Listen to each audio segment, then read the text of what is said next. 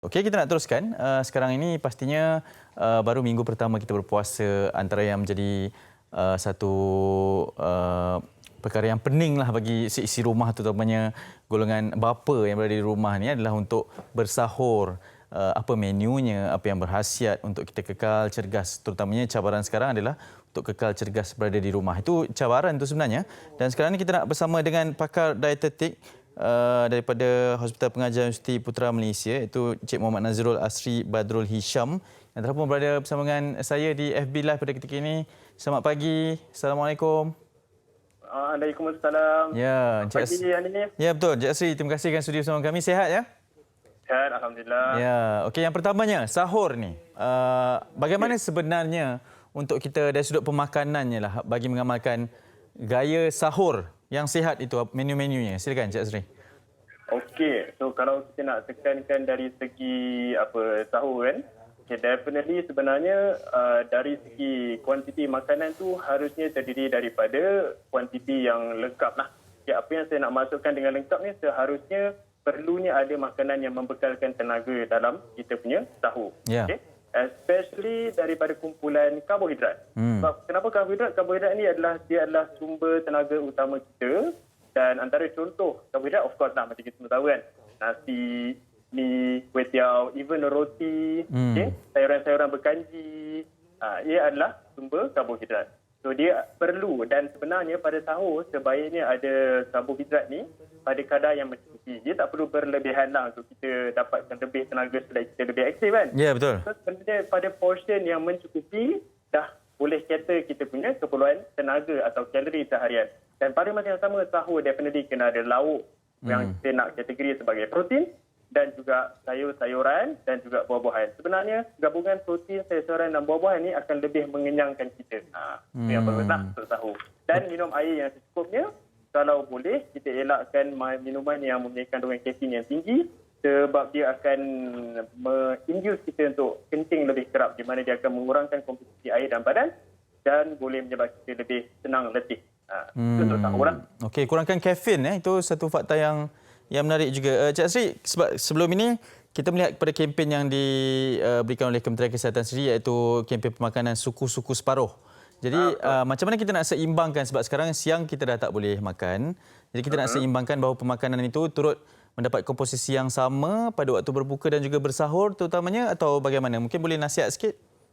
Okey, untuk kita apply suku-suku separuh ni sebenarnya tak ada beza dari segi bulan puasa ataupun waktu kita tidak berpuasa lah. Sebenarnya masih boleh gunakan suku-suku separuh, cuma ialah kita punya masa makan dah berlainan kan. Betul. Okay. Dan suku separuh ni kita boleh apply kepada masa sahur dan juga masa berbuka lah. Okey. Dan definitely macam yang saya kata tadi, perlu semua komponen makanan ini pada kuantiti yang betul, so that bersama-sama kita akan dapat tenaga yang cukup, dapat lebih kenyang, dan juga dapat mikronutrien macam vitamin dan mineral, di mana dia penting untuk metabolisme badan kita lah. Right? So itu maksudnya sekarang ni tak ada beza, masih boleh aplikasikan lah. Okey. Untuk more kan, sebab sebenarnya kita juga galakkan snack, di mana bila kita ada makan sikit-sikit tapi kerap semasa kita tak puasa dalam bulan Ramadan ni, sebenarnya at least kita ada stok, sumber tenaga, dan akhirnya cukup keperluan harian kita. Okey. Baik, seperti yang dikatakan, sebab sekarang ni ada ramai juga yang mengambil kesempatan, ialah bulan puasa je azamnya untuk berdiet. Contohnya untuk kelihatan kurus, segak bergaya di hari raya nanti.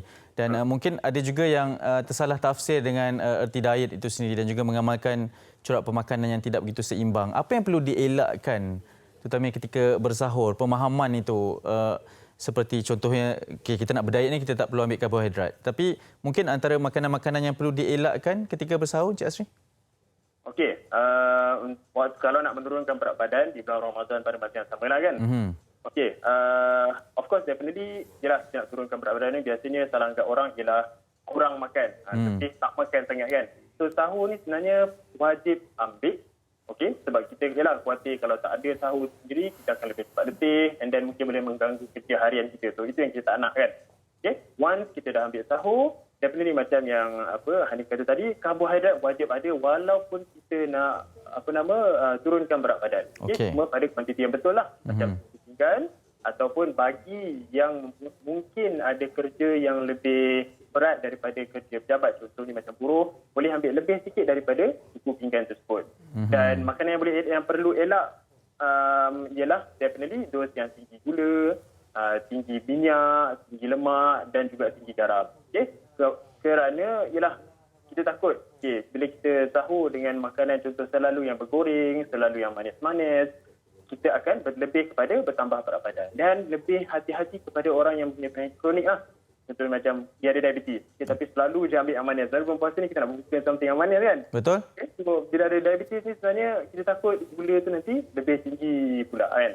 Dan juga orang yang mungkin tinggi kolesterol, hypertension dan sebagainya. So ini saranannya lah. Dan yang terakhir macam yang saya kata tadi, kafein lah.